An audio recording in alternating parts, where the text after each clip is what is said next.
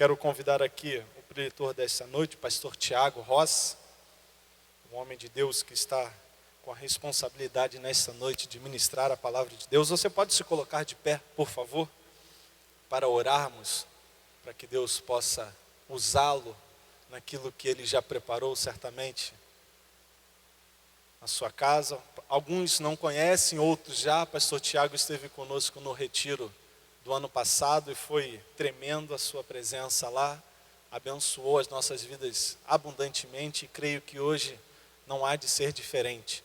Quero convidar aqui o pastor Sérgio para estar orando pela vida do pastor Tiago.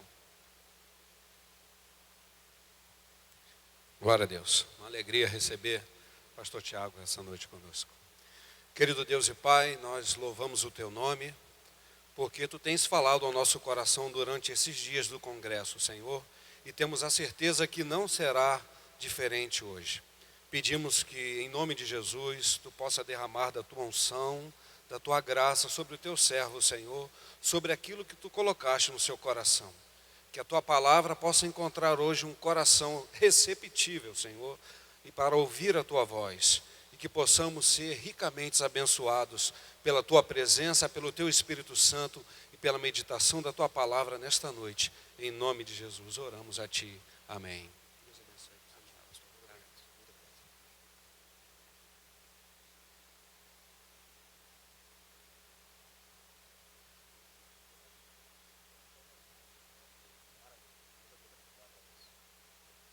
Irmãos, a graça e a paz do Senhor Jesus.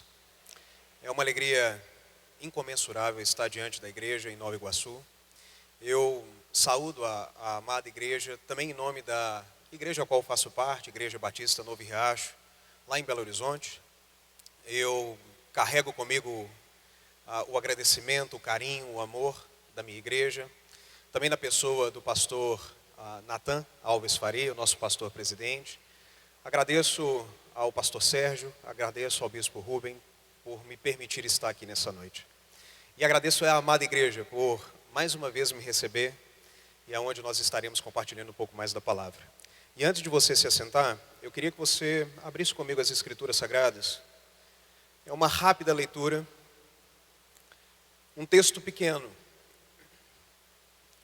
mas profundo e fundamental. Jonas, capítulo 2, verso 9. Jonas 2, 9. Enquanto você abre, nossa intenção nessa noite não é fazer uma exposição bíblica de um trecho das Escrituras. Mas a nossa grande intenção aqui nessa noite é tratar de um tema fulcral, fundamental, crucial para a vida cristã.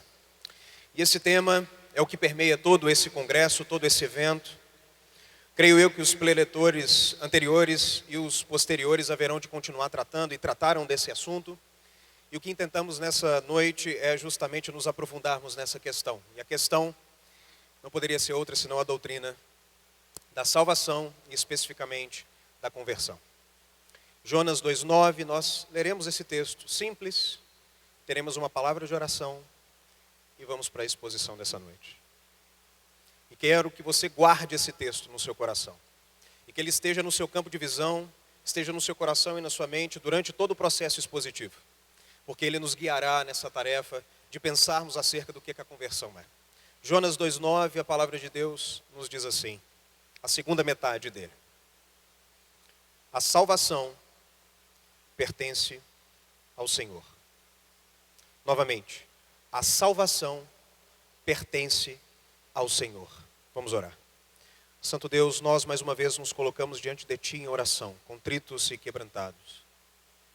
Cremos que o Senhor de maneira poderosa fala ao coração da igreja, na medida que a igreja se coloca a ouvir a Tua Santa Escritura. E pedimos nessa noite, Santo Espírito de Deus, o Senhor que é Deus conosco, anime a Tua palavra no coração da Tua igreja. Conduza-nos no caminho da verdade e nos leve ao alvo da nossa fé, que é Cristo Jesus. Que possamos nessa noite, Senhor, nesse encontro, em culto para contigo, adorarmos ao Senhor na beleza da sua santidade e diante da exposição gloriosa dessa doutrina, que possamos tributar ao Senhor mais glória e honrar ao Senhor com uma vida genuinamente convertida. É o que nós oramos, Senhor, pedindo misericórdia e graça. Em nome de Jesus Cristo. Amém. Tenha bondade de se sentar.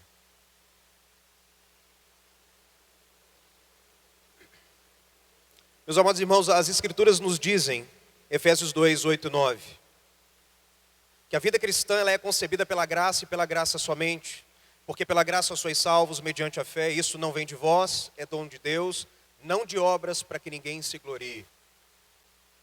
Levantar a doutrina da conversão em tempos como os nossos é de alguma maneira ser uma igreja militante e que milita o bom combate da fé em meio a possibilidades ou a perspectivas ou a ofertas de redenções que estão aí dispersadas sobre o mundo. Não se engane. Não se engane. Em cada canto onde há uma voz que proclama, que abre e anuncia algo, há uma suposta boa nova por detrás dela. E o que nós temos na contemporaneidade, isso não é diferente dos tempos bíblicos, são narrativas de salvação. São propostas de conversão. São boas novas sendo anunciadas nos 4 cantos desse planeta. Vindo da moda, vindo do lucro, vindo dos negócios, vindo da política. O mundo anseia por boas novas. E o mundo quer uma narrativa que o arrebate o coração e a mente e propõe para esse indivíduo que presta os seus ouvidos a essas narrativas uma salvação que seja eterna. Mas o que anunciamos aqui nessa noite, o que pretendemos anunciar nessa noite é, como diz Jonas, no ventre de um peixe, que a salvação ela é dom exclusivo de Deus. A salvação é obra exclusiva do nosso Senhor e Salvador. É feito dele e dele somente. Uma salvação que é perpétua, é perene, ela não pode ser arrebatada daqueles para quem Deus concede tal graça. É feito de graça, não é feito de obras. E custa, e custou a Deus tudo. E diante de uma temática como essa, uma temática fundamental para nós, pensar a conversão é também pensar de que maneira nós, enquanto igreja de Cristo Jesus, podemos, diante de tal doutrina, nos mantermos fiéis a Deus, às Sagradas Escrituras, mas não somente isso, diante de tal doutrina nós somos chamados, somos conclamados pela palavra de Deus a nos mantermos fiéis às Sagradas Escrituras e a praticarmos essa doutrina. E nesta prática está inserida o anunciar as boas novas do nosso Deus. E as boas novas, meus irmãos e minhas irmãs, nessa noite, é que Deus salva. Essas são as boas novas. O nosso Deus é um Deus de salvação. Salvação tal que é fruto exclusivo e é dádiva única, vinda do Pai, por meio do Filho, e aplicada pelo Espírito Santo, àqueles a quem Ele amou antes da fundação do mundo e chamou para si, para a sua própria glória e virtude. É isso que precisamos anunciar. Mas anunciar tal verdade, meus irmãos e minhas irmãs, anunciar que a conversão e a salvação é fruto da graça e da graça somente, também nos leva a pensar que dentro dos contextos atuais, nós, em guerra, travamos uma batalha. E a batalha é se baratearemos a graça de Deus ou a assumiremos como uma graça preciosa. Se nós assumiremos a doutrina da salvação e proclamaremos a conversão genuína como a graça preciosa nos comunica, ou nós baratearemos a graça, adulterando a vontade de Deus, fazendo com que pessoas, homens e mulheres, sedentos pela verdade, ou eles conhecem a verdade por aquilo que as Escrituras nos anunciam, ou então receberão novas, e até mesmo notícias, mas certamente não boas, porque não os conduzem ao caminho de salvação. Dietrich Bonhoeffer, talvez um dos principais ícones da fé cristã no século passado, ele trata conosco e ele nos diz acerca desta realidade. A realidade de uma igreja como esta, que precisa ser fiel às Sagradas Escrituras, precisa ser fiel à doutrina genuinamente cristã, bíblica e evangélica da graça. Uma igreja que, ao administrar a graça e a doutrina da graça, a anuncia não somente com os lábios, mas também a pratica e a vive, porque vive pelo poder de Deus. E Dietrich Bonhoeffer nos diz acerca de uma graça que é barata primeiro. Que graça barata é essa? E eu agora cito Dietrich Bonhoeffer. O que é a graça barata? Diz ele. Isto é a graça barata, que justifica o pecado em vez de justificar o pecador, que deixa o pecado e se arrepende. Não é o perdão que se separa o pecador. A graça barata é a graça que outorgamos a nós mesmos. A graça barata é a pregação do perdão sem arrependimento do pecador. É o batismo sem disciplina eclesiástica. É a comunhão sem confissão do pecado. É a absolvição sem confissão pessoal. A graça barata é a graça sem discipulado, é a graça sem a cruz, é a graça sem Jesus Cristo vivo e encarnado. Meus irmãos, minhas irmãs, não é essa graça que anunciamos nessa noite. O que anunciamos, a exemplo também da própria fala de Dietrich Bonhoeffer, é uma graça que é preciosa. É uma graça sublime, é feito de Deus, é mando de Deus. É obra exclusiva do nosso Senhor, que de maneira graciosa, onipotente, monergística, parte para salvar homens e mulheres para a sua própria glória. Homens e mulheres esses que deveriam receber por mérito e justiça própria o inferno e o inferno somente. Mas Deus, na sua infinita misericórdia, nos entrega graça. Graça essa preciosa. E o que é a graça preciosa, meus irmãos e minhas irmãs? E aqui novamente nos valemos de Dietrich Bonhoeffer. Ele diz: por conseguinte, ou em contraposição, a graça preciosa é o evangelho que sempre se deve procurar, a dádiva que se deve pedir, a porta a qual se tem de bater. Essa graça é preciosa porque chama o discipulado. É graça porque chama o discipulado de Cristo Jesus. É preciosa porque custa a vida ao ser humano. É graça, pois só assim dá vida ao ser humano. É preciosa porque condena o pecado. É graça porque justifica e perdoa o pecador. É preciosa sobretudo porque foi preciosa para Deus, porque lhe custou a vida do seu filho. E portanto, não pode ser barato para nós o que custou caro para Deus. É graça sobretudo porque Deus não considerou que seu próprio filho custasse caro demais para pagar por nossa vida, e assim o deu por nós.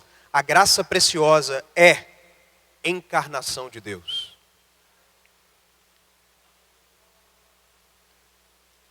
E diante de uma fala como essa, diante de tal posição, diante de tal doutrina, o que queremos ofertar nessa noite?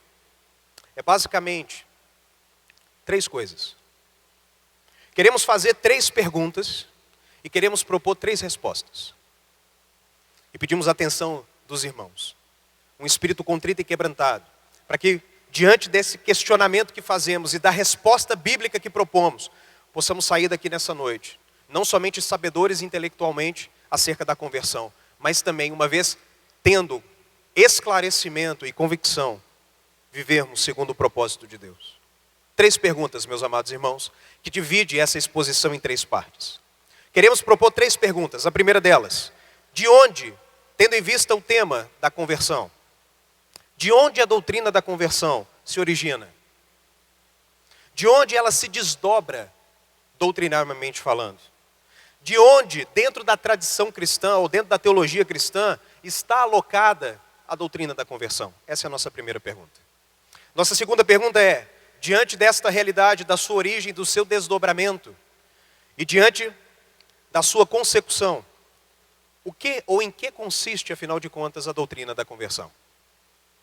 E por fim, queremos encerrar essa exposição com a seguinte questão: qual sua implicação, ou qual a aplicação prática da doutrina da conversão sobre a vida de um cristão genuinamente convertido? Ou, se preferirmos, quais são as marcas sobre a vida de um cristão genuinamente convertido por Deus? São essas 3 perguntas que queremos propor, e queremos propor 3 respostas. Para a primeira, de onde a doutrina cristã da conversão se origina? Onde ela se desdobra? Onde ela se sustenta? De onde na doutrina cristã ela se origina e ela se desdobra? Diante dessa primeira pergunta, nós queremos apresentar aos irmãos aquilo que as Escrituras nos informam, que seria basicamente a origem doutrinária, da onde parte a doutrina da salvação e que nos leva até a doutrina da conversão. A palavra de Deus, meus amados irmãos e minhas amadas irmãs, ela é rica, ela é pródiga em nos informar que a salvação, de fato, como nos afirma Jonas, ela pertence ao Senhor. E pertencendo ao Senhor, as Escrituras nos deixam evidente que a salvação, ela é, antes de qualquer coisa, um plano de Deus. Ela é um plano de Deus traçado antes da fundação do mundo. A boa nova aqui, meu irmão e minha irmã, é que Deus quer salvar. E aquilo que Deus quer fazer, Ele faz, Ele executa. Um plano traçado antes mesmo do mundo ser mundo. Um plano traçado antes mesmo da queda ocorrer na história. Um plano estabelecido na eternidade entre Pai, Filho e Espírito Santo. Na doutrina cristã, nós chamamos esta realidade doutrinária, que está registrada nas Sagradas Escrituras, do pacto da salvação ou do pacto da redenção. Guarde isso. O pacto da redenção, ele nos demonstra e ele nos revela nas Sagradas Escrituras que a obra redentora de Deus não é um acaso. Deus não foi pego de surpresa. Dentro dos seus eternos planos e dos seus eternos desígnios, Deus, por decreto, declara que levantaria para si um povo lavado, remido e santificado. Um povo que estaria entrando com ele numa relação pactual.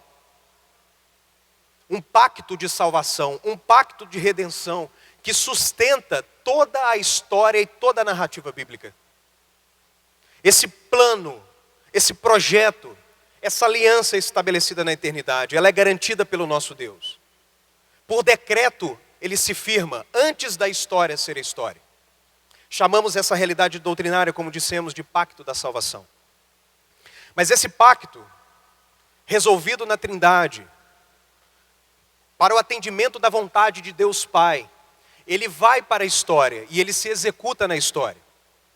E se precisamos primeiro subir esse degrau para dizer que a salvação ela é um plano exclusivo de Deus e executado por Deus mediante decreto na eternidade, também precisamos afirmar que esse plano na eternidade, ele precisa descer um degrau e entrar na história. E se por um lado a doutrina cristã afirma o pacto da salvação, a doutrina cristã também vai nos afirmar acerca da história da salvação. O pacto da salvação é ele que estabelece as bases para que esta salvação, projetada por Deus antes da fundação do mundo, viesse a ser executada na história. E meus irmãos, nós conhecemos as Escrituras como um compêndio de 66 livros. Mas diante da realidade de um Deus que salva, esses 66 livros são para mim e para você nada mais, nada menos do que a narrativa histórica da salvação de Deus para com os homens. Esses 66 livros nos narram de que maneira esse pacto estabelecido entre Pai, Filho e Espírito Santo na eternidade é executado na história. Se pudéssemos resumir a história bíblica, resumiríamos em 4 palavras. De Gênesis a Apocalipse. Criação, queda, redenção e glorificação. Essa é a história da salvação. É disso que as Escrituras tratam. E ela assim o faz para que Deus receba a glória devida a Ele. Para que fique evidente de que Ele de fato Ele é resgatador. Ele é o Todo-Poderoso que estabelece os seus princípios, os seus decretos e os seus planos. E é o seu braço poderoso que executa essa realidade na história. Meus amados irmãos, as Escrituras não têm como nós protagonistas. Não, meus irmãos. O grande protagonismo nas Escrituras é do Pai, do Filho e do Espírito Santo. É disso que trata as Escrituras. E assim precisa ser feito para que a glória lhe seja tributada. E quando lançamos olhares nas Escrituras Sagradas, o que nós vemos é justamente de que maneira o pacto da salvação, firmada desde antes da fundação do mundo, ganha historicidade. Ele entra na história. Ele invade a criação. E de Gênesis a Apocalipse, o que Deus vai nos descortinando é como Ele, de maneira sábia e soberana, uma vez tendo decidido salvar homens e mulheres que mereciam a condenação e a condenação somente, como esse Deus executa na história a sua obra redentora. Então, se no primeiro momento falamos de um pacto de salvação, ao lermos as Escrituras Sagradas e vermos o testemunho da história, o que vemos é a história da salvação. Como esse Deus executa o seu plano de salvar homens e trazer para si um povo lavado e remido no sangue do Cordeiro sacrificado antes da fundação do mundo. Mas há um terceiro aspecto aqui que precisamos apresentar. E nesse terceiro aspecto eu quero gastar aqui esse primeiro quinhão da nossa mensagem. Se falamos primeiro de um pacto de redenção e de salvação, e se falamos da história de salvação, também precisamos falar de que maneira aquilo que Cristo garantiu para mim e para você na cruz, de que maneira a história da salvação executada sobre a obra do Verbo encarnado é aplicada sobre a minha vida e a sua vida. De que forma aquilo que Deus decretou na eternidade, aquilo que o Filho executou na história, é realizado sobre mim e sobre você pelo Espírito Santo. De que maneira isso acontece? A esse tema da doutrina cristã nós chamamos de ordem de salvação. E é justamente dentro desse tema da ordem de salvação que encontramos a doutrina da conversão. Afinal de contas, meus irmãos, tendo em vista essa cadência, um pacto de salvação estabelecida na Trindade antes da fundação do mundo, a execução dessa obra redentora na história e a aplicação dessa salvação sobre a vida dos crentes, nós perguntamos: de que maneira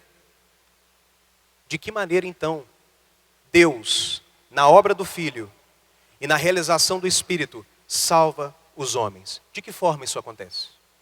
De que maneira isso é executado sobre nós? De que maneira isso é realizado sobre nós? E a primeira coisa que queremos estabelecer aqui, meus irmãos, é a doutrina que chamamos de chamada eficaz. Essa doutrina nos aponta acerca de que maneira Deus, uma vez tendo decretado e executado no Filho, chama homens e mulheres à sua presença. Romanos capítulo 8, verso 30 nos diz assim: e os que predestinou, a eles também chamou. E os que chamou, a eles também justificou. E aos que justificou, a eles também glorificou. A chamada eficaz, meus amados irmãos, dentro da doutrina da ordem da salvação, é o movimento de Deus de chamar da morte para a vida homens e mulheres pela mensagem da cruz. Refere-se à ação de Deus de se tornar cientes a homens e mulheres que caminhavam perdidos, mas que, tendo sido amados antes da fundação do mundo, são chamadas pela voz potente, viva e poderosa de Deus nas Sagradas Escrituras. O anúncio do Evangelho, ele se direciona eficazmente ao coração e à mente de homens que caminhavam, e mulheres que caminhavam perdidos para a destruição, mas que diante da chamada eficaz que se realiza no coração dos crentes, os traz da morte e para a vida. Não se refere aqui, meus irmãos, àquele dia fatídico, que porventura talvez você tenha pela primeira vez ouvido a palavra de Deus. Não, não é desse dia que eu digo. A chamada eficaz, enquanto a doutrina cristã nos informa daquele dia, quando a boa semente do Evangelho, com voz poderosa dos céus, entra de maneira a penetrar o solo da nossa existência, do nosso coração, nos fazendo agora de pessoas mortas, vivas e atentas à chamada de Deus para a cruz e para o Cristo crucificado. Ela é eficaz porque ela não pode ser rejeitada. Ela é eficaz porque ela vem dos céus e do poder do nosso Deus e alcança o coração dos perdidos, e alcançando o coração dos perdidos, quem resistirá à voz do nosso Deus? Ela é eficaz porque ela é eficaz no poder do nosso Senhor. Ela é eficaz porque ela é garantida por decreto e por obra exclusiva da graça que alcança perdidos. Mas perceba, A chamada eficaz, ela não é o único ponto da ordem de salvação. Se no primeiro momento Deus nos chama eficazmente por meio da chamada do Evangelho, dentro da ordem da salvação, a segunda doutrina que nos aparece é a doutrina da regeneração. Aqueles a quem Deus chama eficazmente, e Ele chama eficazmente porque os amou antes da fundação do mundo, a estes a quem Deus chama, Deus também regenera. A regeneração, meus amados irmãos e irmãs, é o efeito do chamado eficaz no coração daqueles que estão sendo transportados da morte para a vida. Ela é regeneração porque ela tira a pessoa do seu estado de morte espiritual, de surdez para com a voz de Deus, da sua improdutividade no seu intelecto e nas suas emoções, porque está morto nos seus delitos e pecados.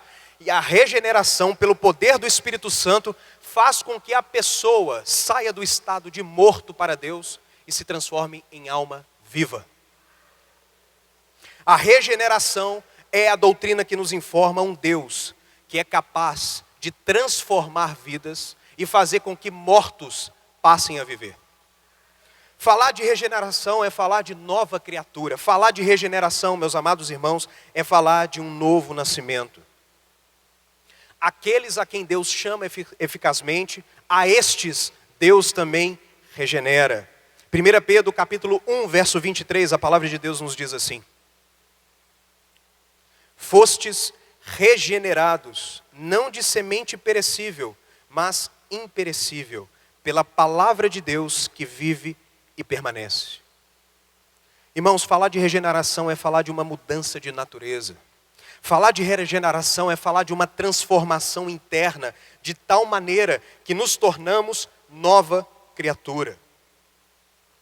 Jesus Cristo foi categórico em João 3,3. Ele diz, Jesus respondendo a Nicodemos: em verdade, te digo, que ninguém pode ver o reino de Deus se não nascer de novo.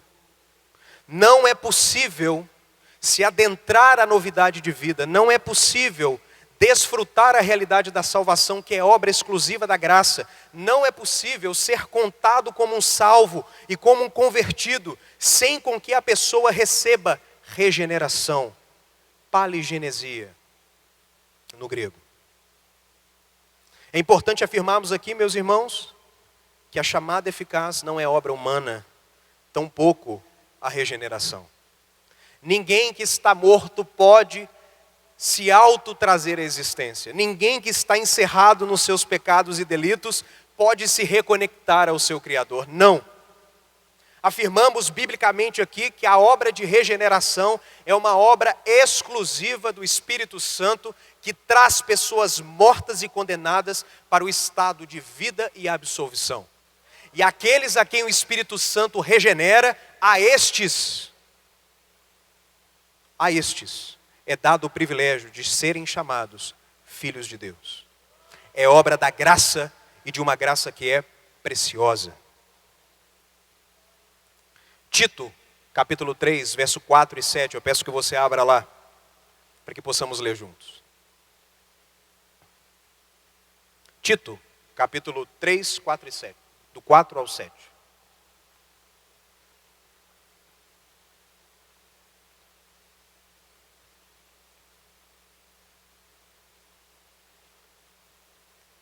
Tito, capítulo 3, verso 4 ao 7. Eu vou ler os versos pares e gostaria de contar com a participação da igreja com a leitura dos versos ímpares. Tito, capítulo 3, verso 4 ao 7. E grave esse texto no seu coração. Tito 3,4 diz assim: mas, quando apareceu a bondade de Deus nosso Salvador, e o seu amor para com os homens, a igreja,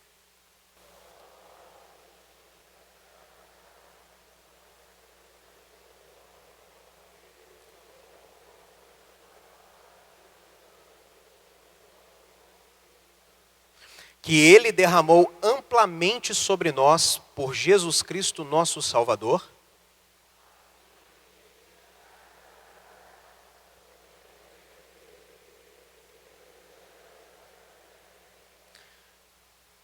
Preste atenção, meus irmãos. Verso 5, não por méritos de ato de justiça que houvéssemos praticados, mas segundo a sua misericórdia, Ele nos salvou mediante o lavar da regeneração e da renovação realizada pelo Espírito Santo.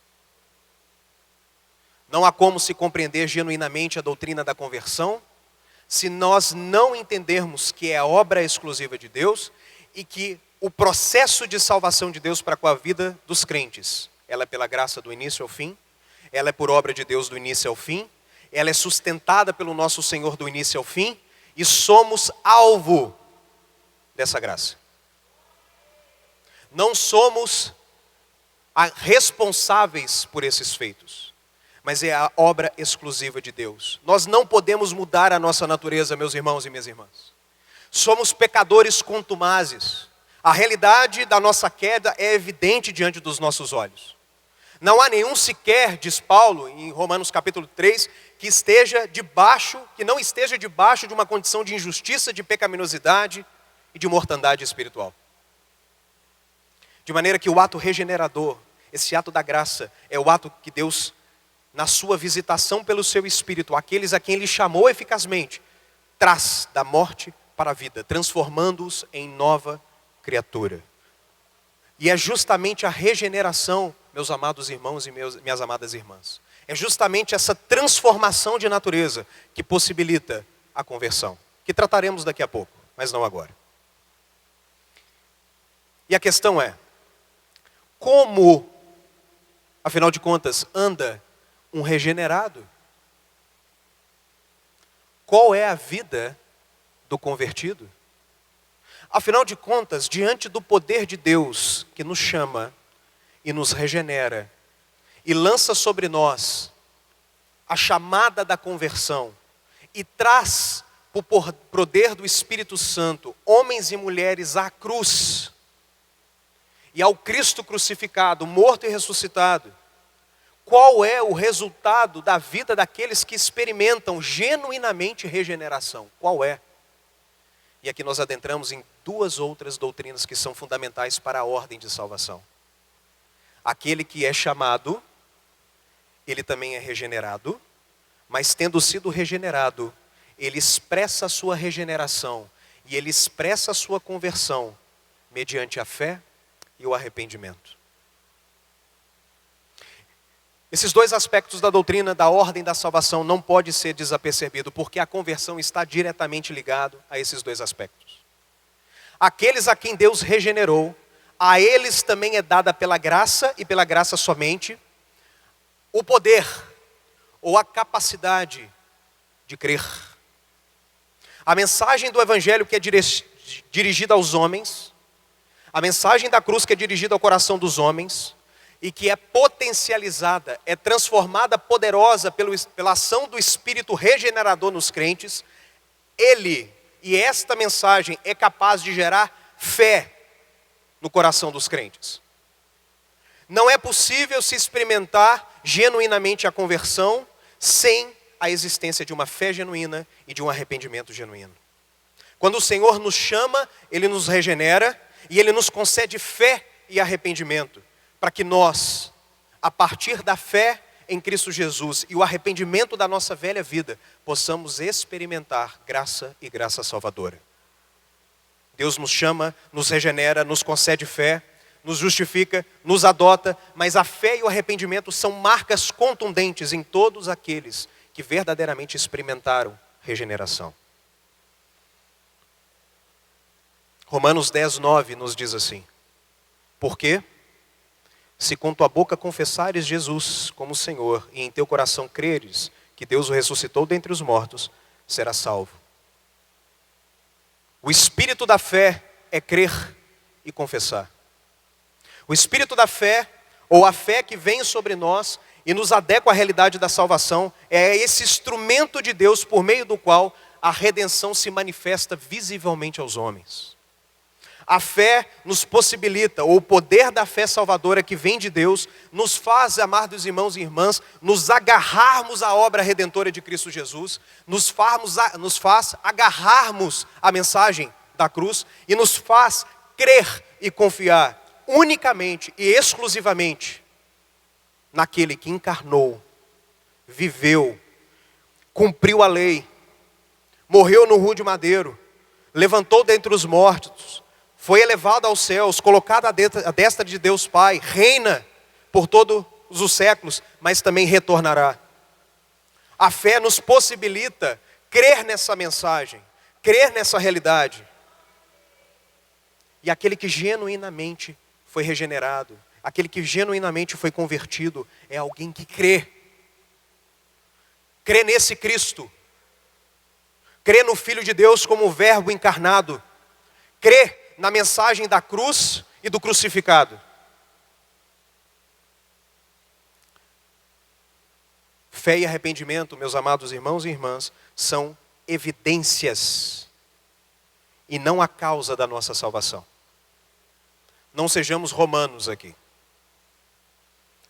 Nós dizemos que a fé e o arrependimento são dádivas, concessões de Deus.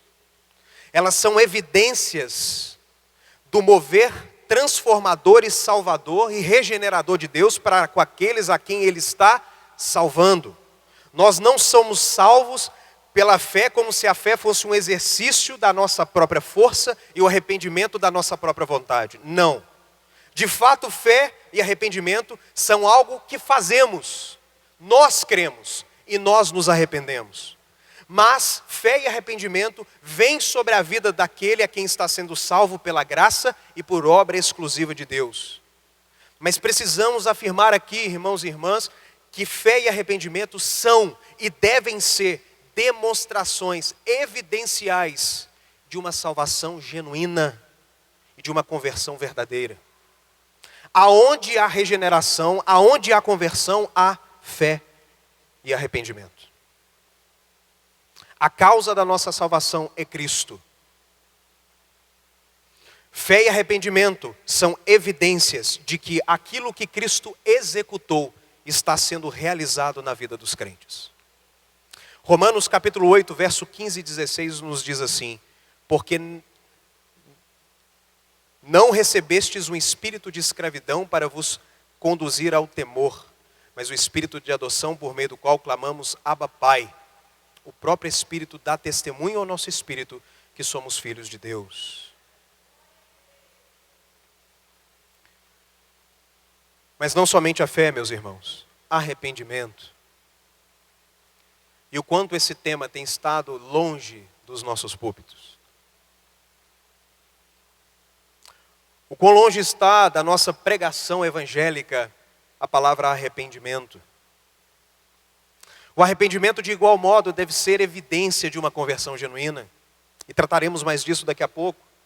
Mas o arrependimento, enquanto também a fé, ela é marca e evidência de um coração que foi verdadeiramente convertido e regenerado. Ela ocorre no intelecto, ela ocorre na emoção, ela ocorre na vontade. O arrependimento, ele se evidencia na medida que tomamos consciência da nossa pecaminosidade diante da mensagem do Evangelho, da nossa imundície diante da santidade do Cristo crucificado, da nossa perversidade diante da bondade de um Deus que graciosamente chama para si um povo e o redime. Fé e arrependimento não são eventos únicos na vida do crente. E o que queremos dizer com isso?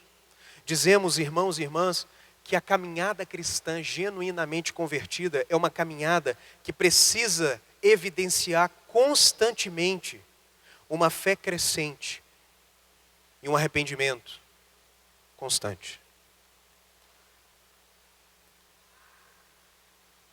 Se são evidências, se são marcas de uma genuína conversão, precisamos aqui atestar que um crente genuíno, alguém que foi lavado e remido, chamado, regenerado, e que converteu-se a Cristo Jesus, precisa ser alguém que caminha nas evidências de uma genuína conversão, na medida em que sua fé, ainda que pequena, é existente e é crescente, e está toda ela calcada ali,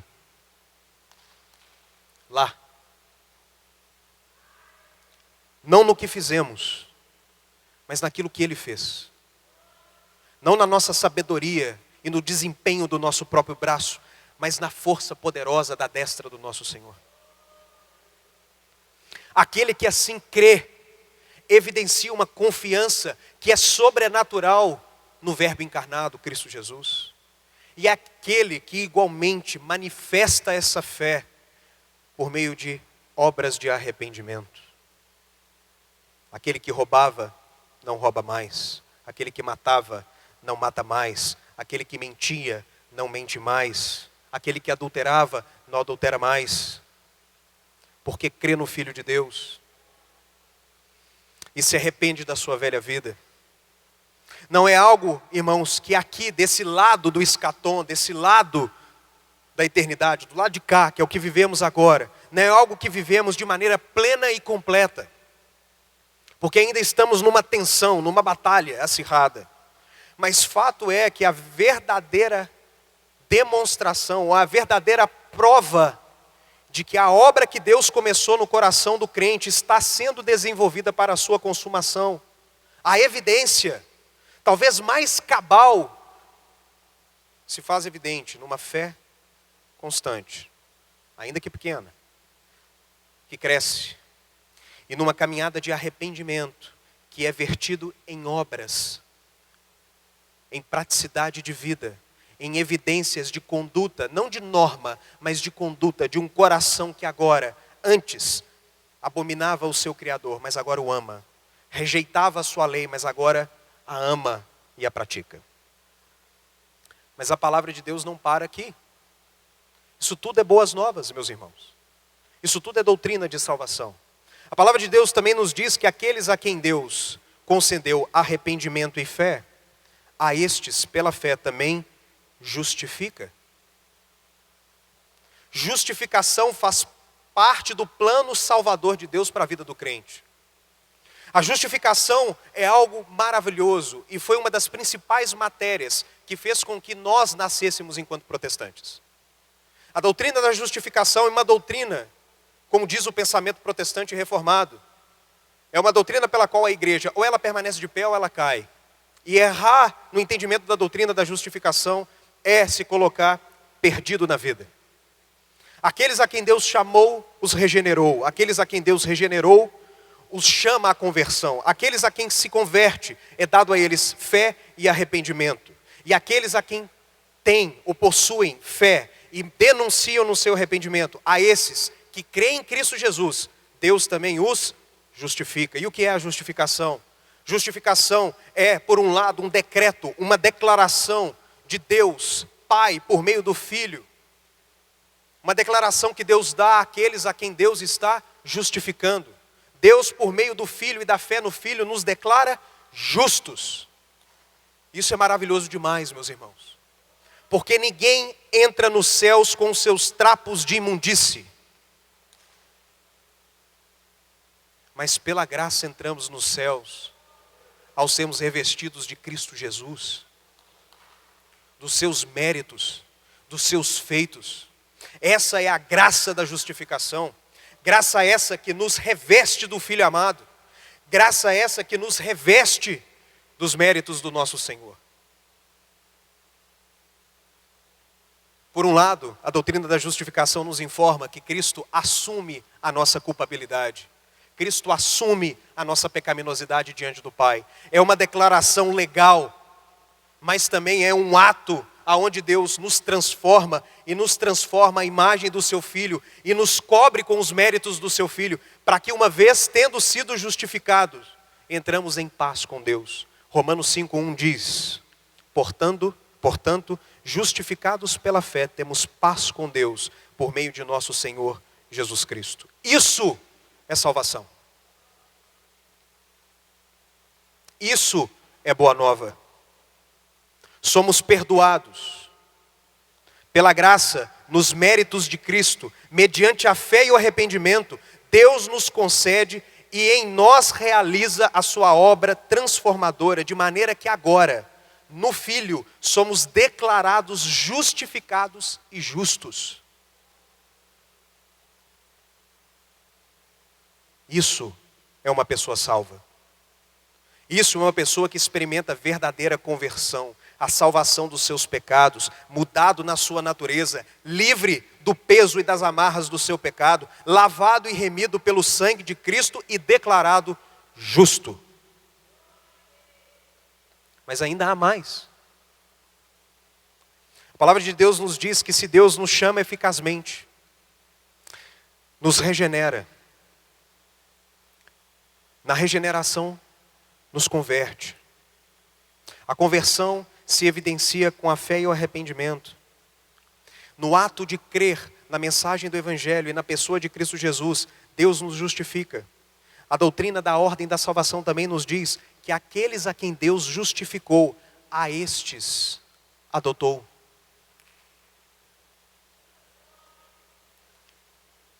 A quinta doutrina dentro da ordem da salvação, meus irmãos, é a doutrina da adoção e da morada do Espírito Santo. E aqui precisamos ser pentecostais. Declarar uma verdadeira pneumatologia, uma verdadeira doutrina do Espírito Santo. O Espírito Santo vem sobre a vida do crente justificado e faz morada na vida desse crente. Esse Espírito Santo, que é o executor da obra eterna de salvação, realizada por Cristo Jesus na história e aplicada sobre a vida do crente por esse Espírito enviado pelo Pai e pelo Filho, sela esse crente para a vida eterna. E esse selar do Espírito Santo é uma prova, é uma declaração real, é uma declaração soberana de que agora a este que foi justificado, a este que foi regenerado, a este que foi chamado, foi dado também o privilégio de não só ser uma criatura, uma feitura de Deus, mas agora esse indivíduo, agora essa pessoa lavada e remida é filha de Deus.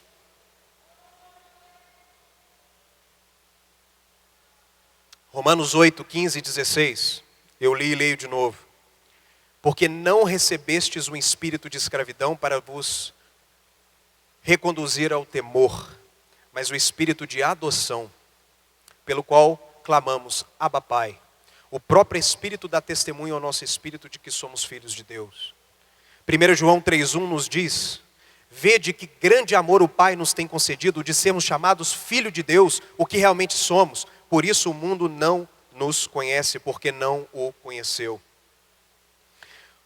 Deus, por meio do Filho, o Filho amado em quem Ele tem todo o prazer, suscita para si um povo lavado e remido no seu sangue, no sangue do Cordeiro de Deus que tira o pecado do mundo.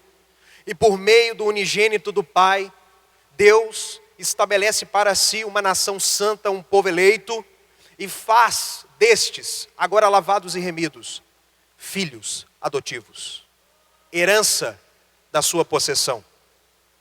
O Senhor que causa em nós a salvação e nos chama eficazmente, nos regenerando e nos concedendo fé e arrependimento, é Ele que nos justifica por meio dessa fé e nos adota como filhos seus, por obra e mérito de Cristo, aplicada e selada pelo Espírito Santo. E sobre esse selo, não há quem se oponha, nem morte, nem vida, nem principado, nem potestade, porque está selado no sangue do Cordeiro. Mas a Bíblia não para aqui, meus irmãos. A Bíblia nos diz que a nossa salvação, que já está em operação em nós, por conseguinte tratada no presente como sendo algo que já experimentamos, ela também é ensinada pelas Escrituras como sendo algo que será plenamente consumado no fim da história. De maneira que pensar na ordem da salvação é também pensar de que maneira Deus, uma vez tendo nos visitado e nos convertido, também nos guia até a consumação da nossa redenção. E o sexto ponto da ordem da salvação não poderia ser outro senão a santificação. Aqueles a quem Deus chama, regenera. Aqueles a quem Deus regenera, Deus concede fé e arrependimento para que se convertam. Aqueles a quem Deus converte, pela fé, os justifica. Aqueles a quem Deus justifica, Deus também os santifica. Santificação, meus irmãos, é um desdobramento da doutrina da regeneração e da conversão. Aqueles a quem Deus justificou, Deus também, por meio do seu próprio Espírito, concede graça, força, para que a sua caminhada seja crescente na conformação de quem Cristo é. Isso aqui é um ponto muito importante. Porque a doutrina da santificação pressupõe, como dissemos, uma caminhada de arrependimento constante e de fé constante. A doutrina da santificação nos informa que não é suficiente para se testificar uma conversão genuína crentes terem experimentado algo lá atrás na sua história. Não. Não é suficiente para ser uma salvação genuína e verdadeira e uma conversão genuína, uma experiência religiosa que fica lotada no passado, no pretérito. Não. A obra da santificação, ela é a comprovação de uma constante transformação de Deus para com aqueles a quem Ele adotou. A santificação nos transforma à imagem do Filho de Deus. Ela vem carregado, meus amados irmãos, de duas realidades. A primeira delas, a conformação e o crescimento na graça e no conhecimento de quem Cristo é e do que Ele fez por nós. O Espírito Santo, mediante o seu poder, nos molda e nos amolda à imagem do varão perfeito. Nós vamos nos conformando à natureza da divindade, aquele que em Cristo é. Nós vamos sendo trabalhado de glória em glória à imagem do Filho de Deus. Brota-se em nós na regeneração os elementos da salvação, mas a santificação os faz florescer, multiplicar e se evidenciar na vida. Mas por outro lado, a obra da santificação também requer do crente uma outra realidade que também está fugida dos púlpitos da igreja. A famigerada mortificação. Aqueles a quem Deus está salvando e santificando, também são aqueles que, a exemplo do crucificado, tomam a sua cruz, negam-se a si mesmo, dia a dia, e seguem o Mestre.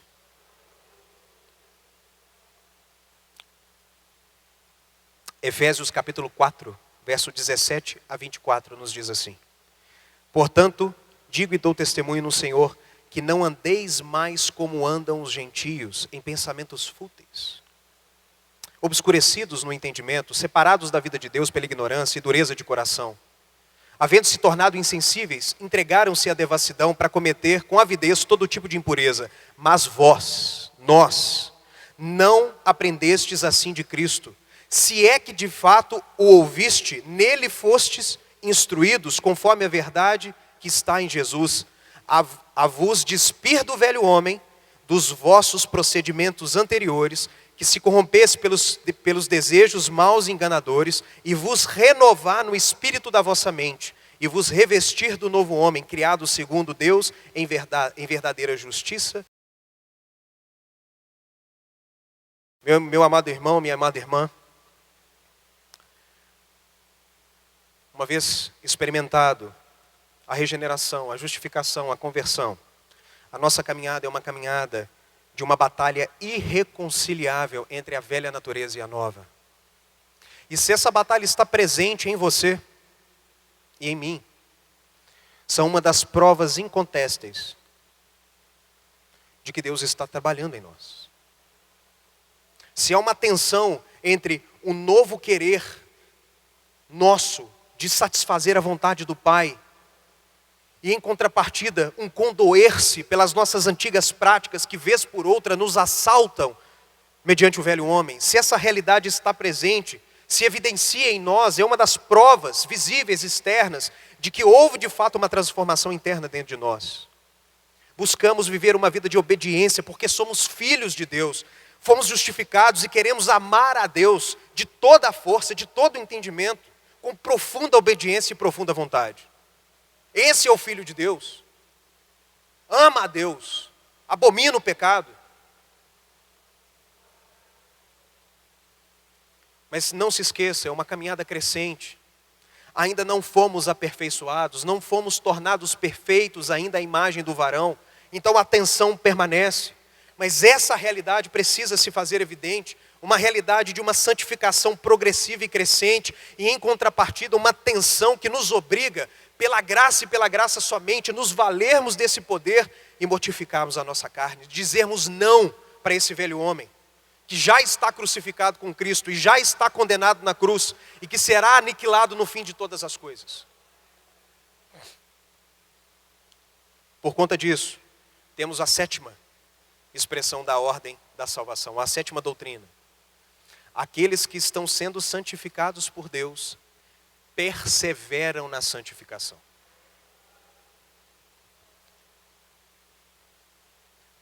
Filipenses 1,6 nos diz que a boa obra começada, ela terminará. Aquilo que Deus iniciou em Cristo e por meio de Cristo e aplicou no seu povo santo, Ele consumará. Porque é garantido por Cristo. Então aquele a quem Deus chamou também regenerou. Aqueles a quem Deus regenerou os converteu. Ao convertido é dado fé e arrependimento. E aquele que crê é justificado. E ao justificado é dado a santificação. E aquele que está sendo santificado persevera na santificação. Mediante nossa imperfeição, mediante os nossos tropeços, mediante as nossas imperfeições, a graça nos faz perseverar até o fim. Não mediante o desempenho do nosso ministério, não mediante o desempenho da nossa força e o nosso esforço, não mediante a força do nosso braço, nosso próprio braço, mas mediante a ação graciosa e poderosa desse Espírito que nos cela, nos santifica e nos guia até o fim. Judas, capítulo 1, só tem um capítulo, verso 24. Aquele que é poderoso para vos impedir de tropeçar e para vos apresentar imaculados e com grande júbilo diante da sua glória. A ele seja dada glória, honra, louvor e poder. Judas está nos dizendo aqui que a obra iniciada por Deus não pode parar, porque é garantida no poder dele. O Senhor, Ele é poderoso para nos impedir de nos afastarmos dele. O Senhor é poderoso para nos fazer constantes na sua caminhada, ainda que experimentemos tropeços, ainda que falhemos. E essas palavras estão muito significativas na pessoa de Cristo Jesus. Os irmãos conhecem muito bem o texto, João 6,39. Jesus diz assim: e a vontade daquele que me enviou, o Pai, é esta: que eu não perca nenhum de todos os que me deu, mas que eu os ressuscite no último dia. Meus irmãos, do início ao fim, a obra da salvação é exclusiva de Deus. Não há espaço pela salvação das obras, tampouco há espaço para mérito humano. Afirmamos categoricamente uma ação monergística exclusiva de Deus em nós. Todavia, por outro lado, também afirmamos que aquele a quem Deus está salvando, aquele a quem Deus está convertendo, também Deus está dando fé, arrependimento, santificação e perseverança. Se não há espaço para as obras, tampouco há espaço, querido jovem, querido adolescente, querido senhor, querido senhora, irmãos em Cristo Jesus, não há espaço para a libertinagem e tampouco há espaço para o prazer pecaminoso. Não há.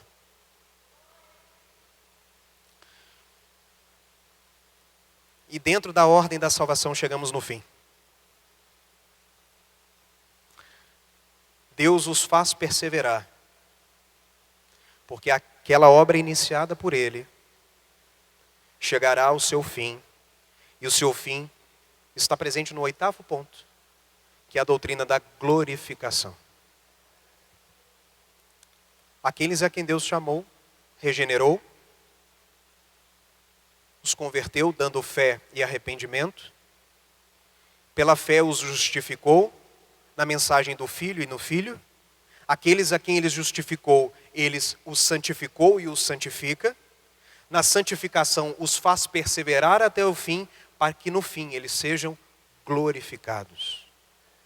A glorificação, meus amados irmãos, é a doutrina que anuncia que a nossa herança, a herança da redenção, e que já é antecipada pela presença do Espírito Santo em nós, essa herança nos será entregue lá no fim.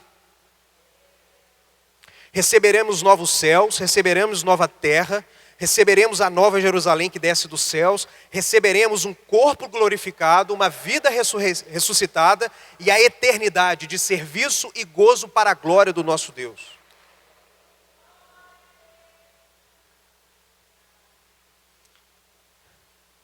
A glorificação, meus irmãos, é a completude da obra da santificação.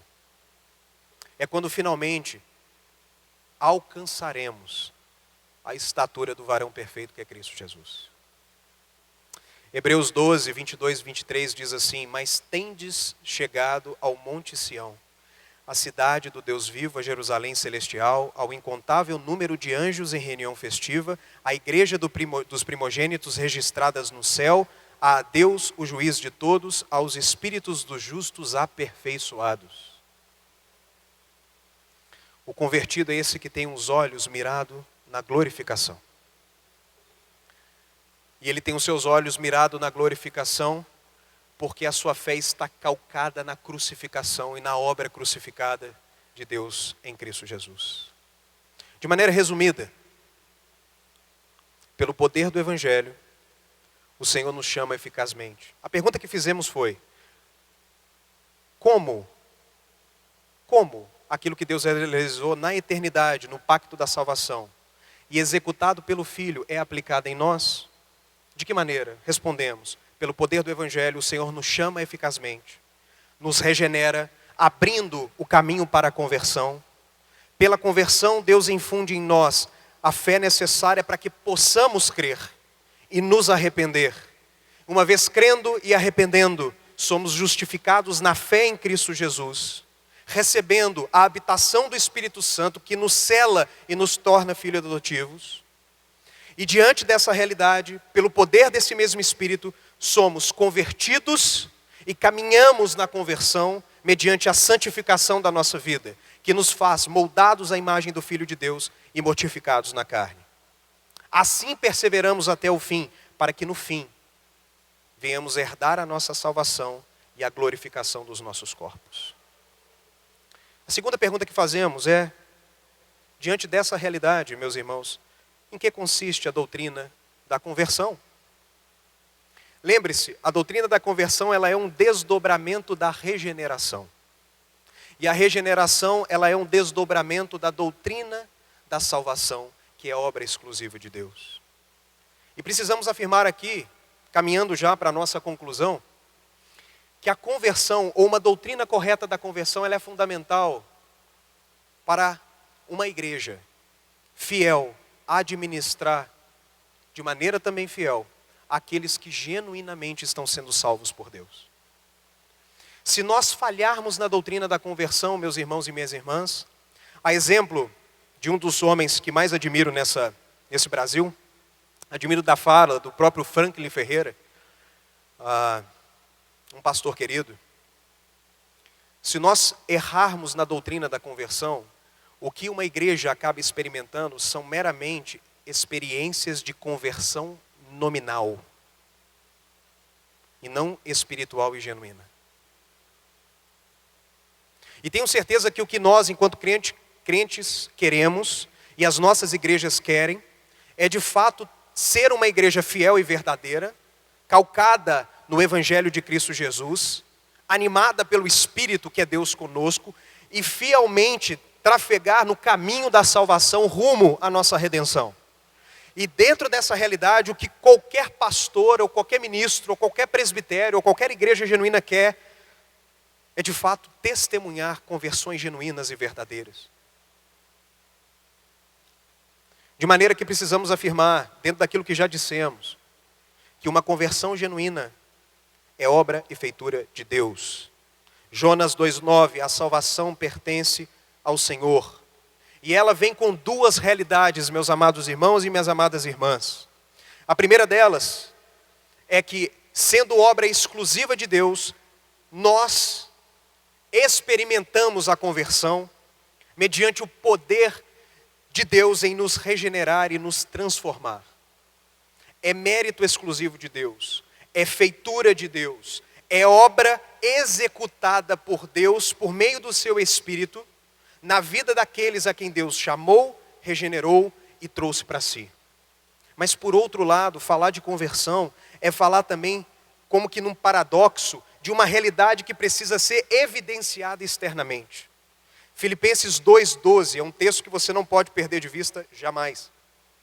Diz assim: assim, meus amados irmãos, como sempre obedecestes, não somente na minha presença, porém muito mais agora na minha ausência, realizai a vossa salvação com tremor e temor, porque é Deus quem produz em vós tanto o querer quanto o efetuar segundo a sua boa vontade.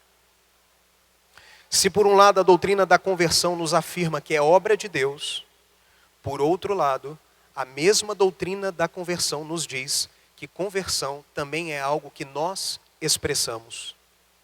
Não é Deus que se converte por nós. Não é Deus que crê por nós. Não é Deus que se arrepende por nós. Se por um lado a doutrina da salvação, da conversão é uma doutrina que nos diz que o ato da conversão só é possível mediante a graça que rompe esse círculo de morte e de vício que estávamos rumo à nossa condenação, e sendo obra por Deus decretada antes da fundação do mundo, executada pelo Filho, implementada pelo Espírito, por outro lado, a chamada do Evangelho para mim e para você é: arrependei-vos. Nós, convertei-vos o coração. Crede no Senhor Jesus. É o imperativo. É algo que precisa ser experimentado pelo crente e manifestado por ele. Por um lado é obra exclusiva de Deus, é monergística, é fruto da graça, mas por outro lado nos chama porque a graça que anunciamos desse púlpito é uma graça preciosa, não é uma graça barata. Não é uma graça relaxada. É uma graça que chama ao discipulado, é uma graça que chama ao compromisso, é uma graça que demanda fé. Fé essa que vem por graça, mas que ao vir sobre a vida do crente, demanda com que ele, ao olhar em Cristo, creia e confie nele.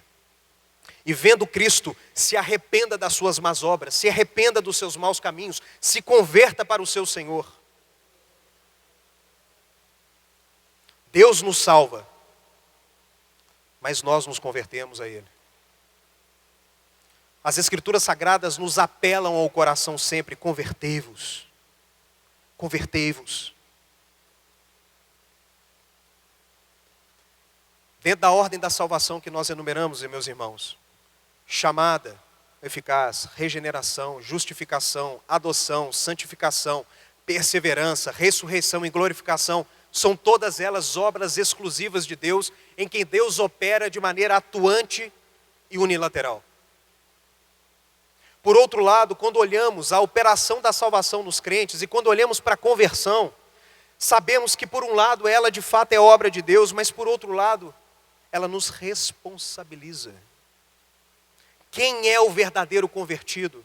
E aqui caminhamos para o nosso fim. Quem é o verdadeiro convertido? Meus irmãos, o verdadeiro convertido é o arrependido. E aqui eu chamo o seu coração. Tenha em vista a cruz.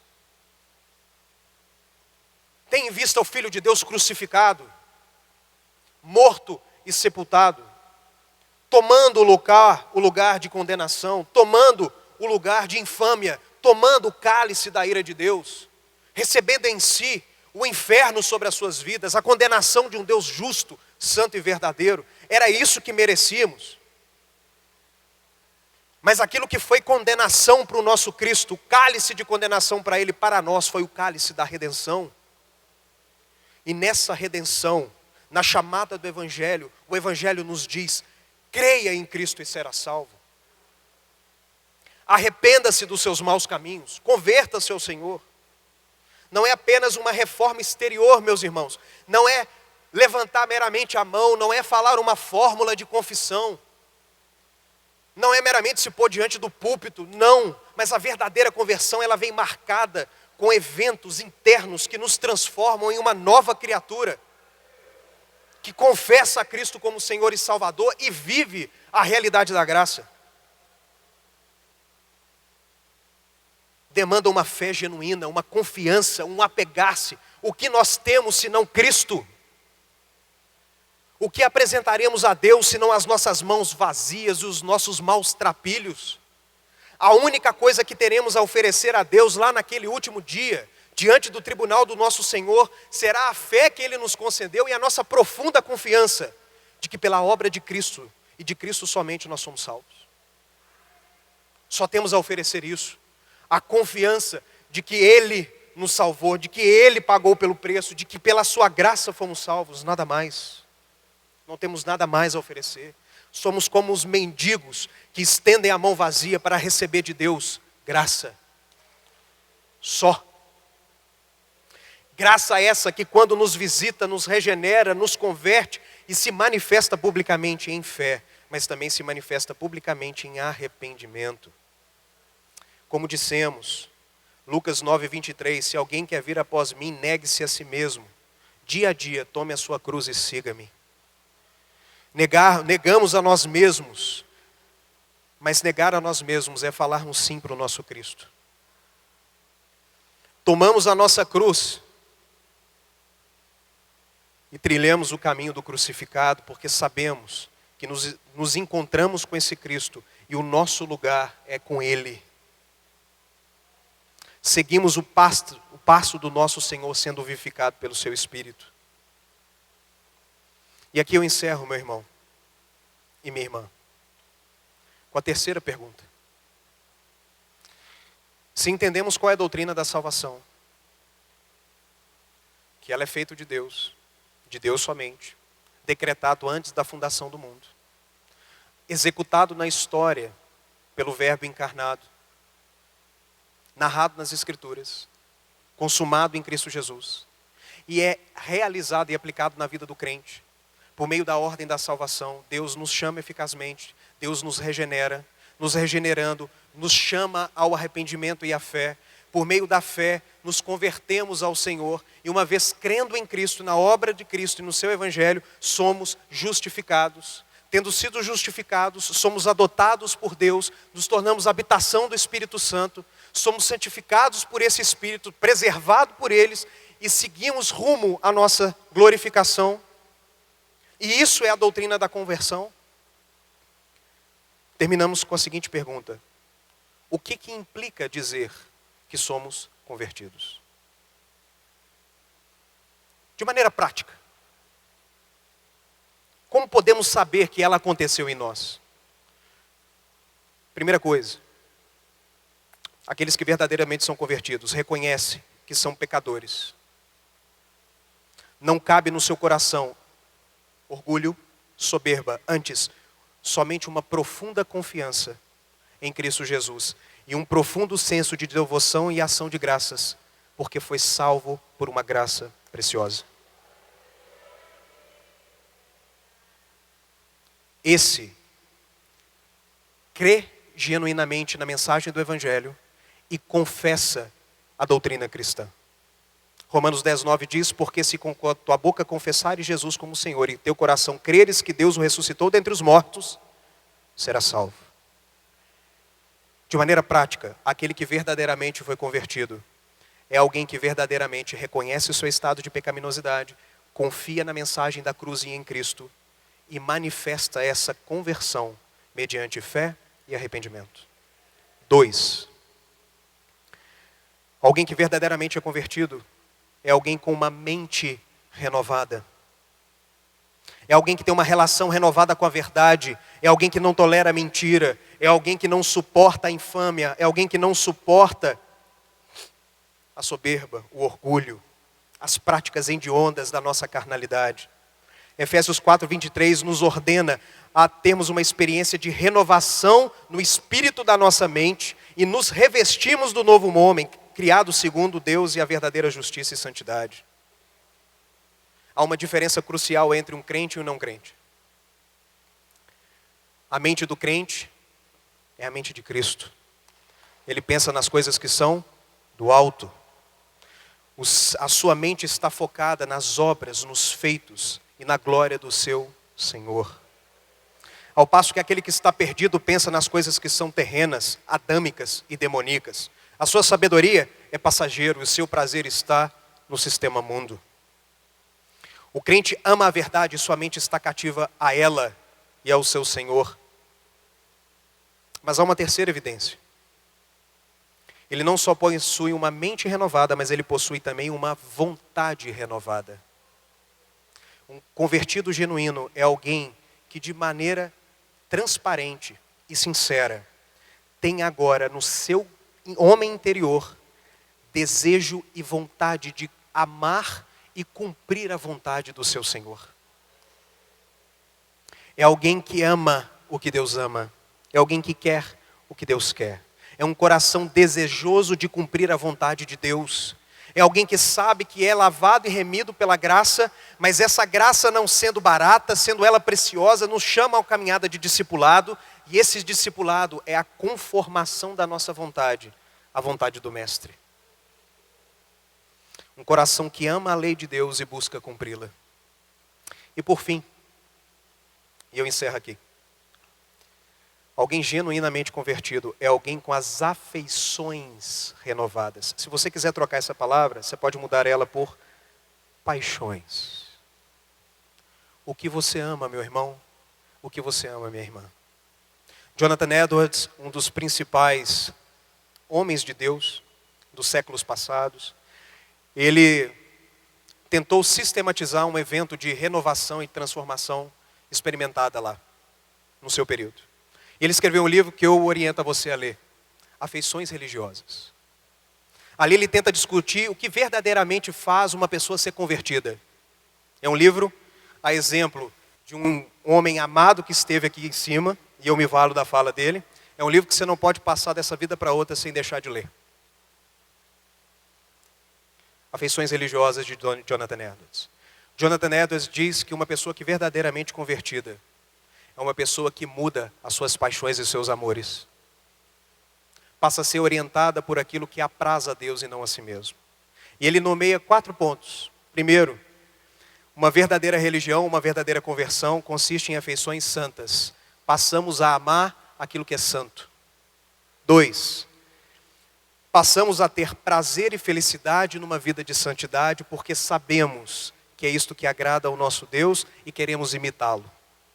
3, a santidade de Deus se transforma no padrão de vida de maneira tal que desprezamos o profano e amamos aquilo que é santo. E por fim, as afeições religiosas, elas são evidenciadas não meramente com um discurso propício ou com uma fórmula intelectual, mas uma afeição religiosa transformada ou alguém que verdadeiramente foi convertido é alguém que evidencia essa conversão, praticando as santas e boas obras, determinadas por Deus antes da fundação do mundo para que andássemos.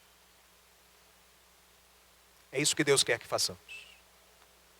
Eu queria que você se colocasse de pé para que possamos orar. E clamar a Deus para que seja misericordioso para conosco. E logo em seguida eu passo a palavra para o Leandro. Senhor Deus, eu, juntamente com os teus filhos, clamo,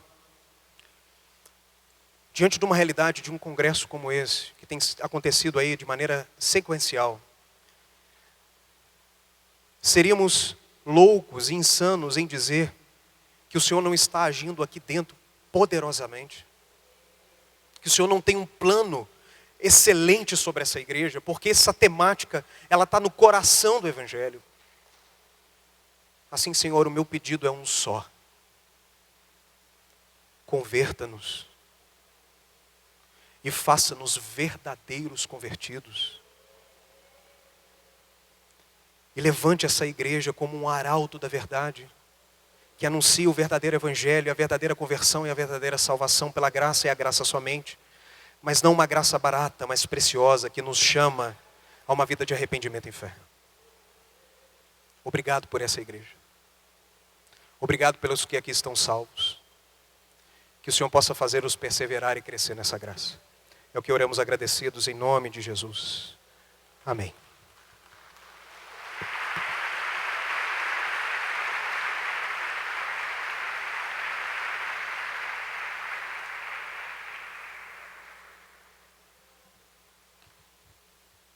Você pode estender a sua mão para cá para orarmos pela vida do pastor Tiago.